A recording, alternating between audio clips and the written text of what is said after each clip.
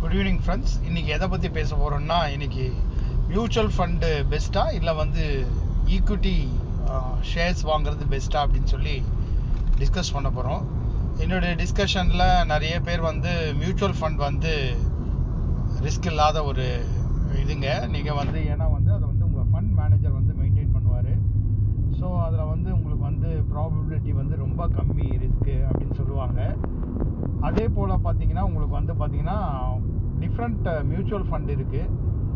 அதில் index fund இருக்குது, equity fund, இதில் வந்து பார்த்திங்கன்னா பப்ளிக் செக்டார் பேங்க்ஸு, அப்புறம் பார்த்திங்கன்னா டெட் ஃபண்டு, அப்புறம் வந்து பார்த்திங்கன்னா நிறைய ஃபண்டு, இந்த மாதிரி விதவிதமான ஃபண்டுகள்லாம் வந்து மியூச்சுவல் ஃபண்டில் இருக்கும். ஸோ இப்போ என்ன பிரச்சனைனா, இதில் செலெக்ஷன் ஆஃப் மியூச்சுவல் ஃபண்டு தான் வந்து இப்போ பெரிய ப்ராப்ளம். உங்களுக்கு மியூச்சுவல் ஃபண்டில் ஓகே ரிஸ்க் கம்மின்னு சொல்லிட்ட உடனே எந்த மியூச்சுவல் ஃபண்டை நம்ம செலக்ட் பண்ண முடியும்? ஏன்னா பார்த்தீங்கன்னா மார்க்கெட்டில் வந்து எந்த மியூச்சுவல் ஃபண்டு அதிக லாபம் தருமோ அதை வந்து அட்வர்டைஸ்மெண்ட் பண்ணியிருப்பாங்க. 35%, 40%, 50% அப்படின்னு சொல்லி நிறைய டிஸ்பிளேயில் இருக்கும். உடனே நம்ம என்ன பண்ணுவோம்னா அந்த மியூச்சுவல் ஃபண்டை செலக்ட் பண்ணிவிடுவோம். ஸோ அப்படி செலக்ட் பண்ணிவிட்டு அதுக்கப்புறம் பார்த்தீங்கன்னா உங்களுடைய 1 or 2 இயர்ஸில் பார்த்தீங்கன்னா அப்படியே டிராஸ்டிக்காக குறைஞ்சிக்கிட்டே இருக்கும். ஸோ அப்போ அது திரும்ப எழும்புமா, அது திரும்ப வந்து நல்ல க்ரோத் ஆகுமா இல்லையா அப்படின்ற கவலை நமக்கு இருந்துக்கிட்டே இருக்கும். ஸோ அதனால் வந்து பார்த்திங்கன்னா மியூச்சுவல் ஃபண்டில் இருக்கிற இதெல்லாம் வந்து மியூச்சுவல் ஃபண்டில் இருக்கிறதான டிஸ்அட்வான்டேஜ்.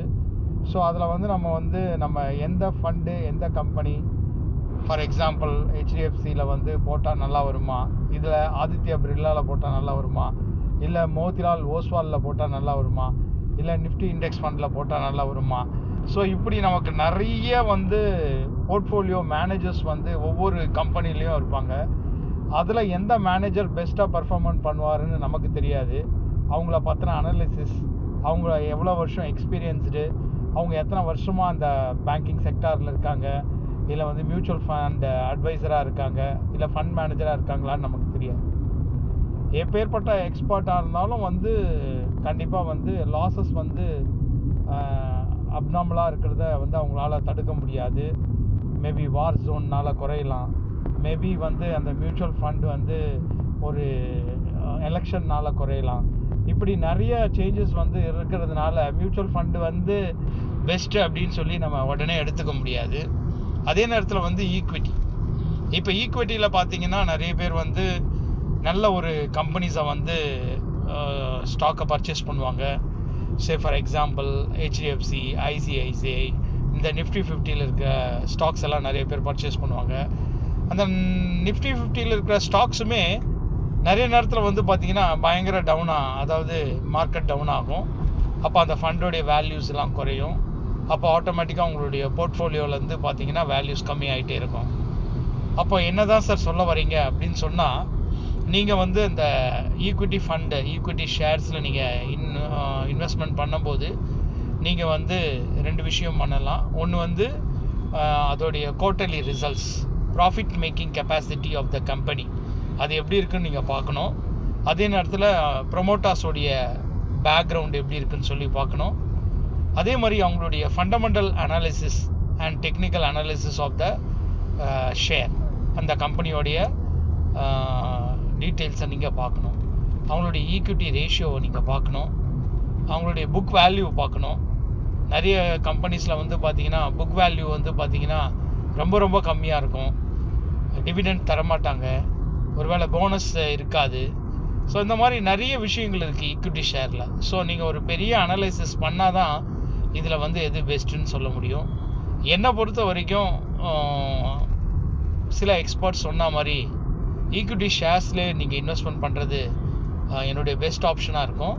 அதுக்கான வந்து ஒரு ஹோம்ஒர்க்கை நீங்கள் பண்ணிவிட்டு அதுக்கப்புறம் நீங்கள் வந்து ஈக்விட்டி ஷேரில் இன்வெஸ்ட்மெண்ட் பண்ணுங்கள். அந்த ஈக்விட்டி ஷேரில் நீங்கள் இன்வெஸ்ட்மெண்ட் பண்ணும்போது you have to wait for more then 2-3 years, இல்லை 5 இயர்ஸ், இல்லை 10 இயர்ஸ். இந்த மாதிரி வந்து நீங்கள் வெயிட் பண்ணக்கூடிய உங்களுக்கு ஆப்பர்ச்சுனிட்டி இருக்குது. எனக்கு இப்போ வந்து பணம் தேவை கிடையாது, இன்னும் ஒரு 10 வருஷத்துக்கு அப்புறமா தேவைப்படும் அப்படின்ற பட்சத்தில் நீங்கள் வந்து ஈக்விட்டி ஷேரில் ஒரு 60 to 70%, மியூச்சுவல் ஃபண்டில் ஒரு 40 to 30% வந்து நீங்கள் இன்வெஸ்ட்மெண்ட் பண்ணலாம். இப்படி ரெண்டுத்துலேயும் நீங்கள் இன்வெஸ்ட்மெண்ட் பண்ணும்போது உங்களுக்கு வந்து ஒரு நல்ல க்ரோத் கிடைக்கும். அதோடு சேர்ந்து நீங்கள் வந்து மியூச்சுவல் ஃபண்டில் ஒரு டிஃப்ரெண்ட் செக்டாரில், அதாவது ஒரே மியூச்சுவல் ஃபண்டாக இல்லாதபடிக்கு நீங்கள் வந்து நான் சொன்ன மாதிரி ஒரு டெட் ஃபண்டில் நீங்கள் கொஞ்சம் போட்டு இன்வெஸ்ட்மெண்ட் பண்ணலாம். அதே போல் நிஃப்டி இண்டெக்ஸ் ஃபண்டில் நீங்கள் கொஞ்சம் ஷேர்ஸை வந்து கொஞ்சம் ஃபண்டை நீங்கள் போட்டு வைக்கலாம். அதே போல் வந்து பார்த்திங்கன்னா PSU அந்த மாதிரி இதில், அப்புறம் மல்டி பேக்கர், அப்புறம் வந்து மல்டி இன்வெஸ்ட்மெண்ட் பிளான்ஸ் நிறைய இருக்கும். அந்த மாதிரி ஸ்டாக்ஸு, அந்த மாதிரி மியூச்சுவல் ஃபண்ட்ஸில் நீங்கள் போட்டு நீங்கள் இன்வெஸ்ட்மெண்ட் பண்ணும்போது உங்களுக்கான ப்ராஃபிட் வந்து நீங்கள் அச்சீவ் பண்ண முடியும். நன்றி, வணக்கம். என் சேனலை இன்னும் சப்ஸ்கிரைப் பண்ணாதவங்க நீங்கள் சப்ஸ்கிரைப் பண்ணுங்கள். Doctor Jai stock. நன்றி, வணக்கம்.